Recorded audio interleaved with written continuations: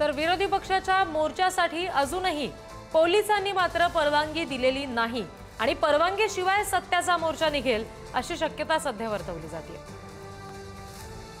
अगदी मोर्चाचा दिवस आलेला आहे, अगदी काही तास उरलेले आहेत, मात्र अजूनही पोलिसांकडून परवानगी दिली गेलेली नाहीये। त्याच्यामुळे हा मोर्चा पोलिसांच्या परवानगीशिवाय निघण्याची शक्यता आहे।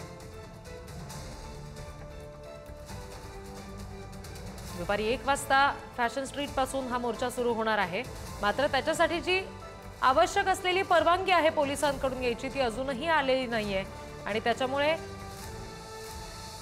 पोलिसांच्या परवानगीशिवाय हा सत्याचा मोर्चा आज होईल अशी शक्यता आहे। मात्र याचे निश्चित परिणाम सुद्धा होऊ शकतात।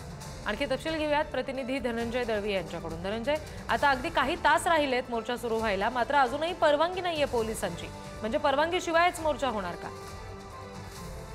आपण जर पाहिलं तर आज निवडणूक आयोगाच्या ज्या मतदार यादी त्याच्या गोंधळासंदर्भात विरोधकांचा सत्याचा मोर्चा हा आज दुपारी 1 वाजता फॅशन स्ट्रीट ते आझाद मैदान मुंबई महानगरपालिका मार्ग या मार्गावरून निघणार आहे आणि या मार्गावर मोर्चा काढण्यासाठी विरोधी पक्षांकडून पत्रव्यवहार करण्यात आला होता, परवानगी मागण्यात आली होती, मात्र अद्याप मुंबई पोलिसांची परवानगी मिळालं नसल्याचं आपल्याला पाहायला मिळते आणि परवानगी नसताना हा मोर्चा काढावा लागणार आहे। खरं तर एखादा आंदोलन किंवा एखादा मोर्चा असेल तर त्या सगळ्या संदर्भातली जागा ही ठरवून दिलेली असते।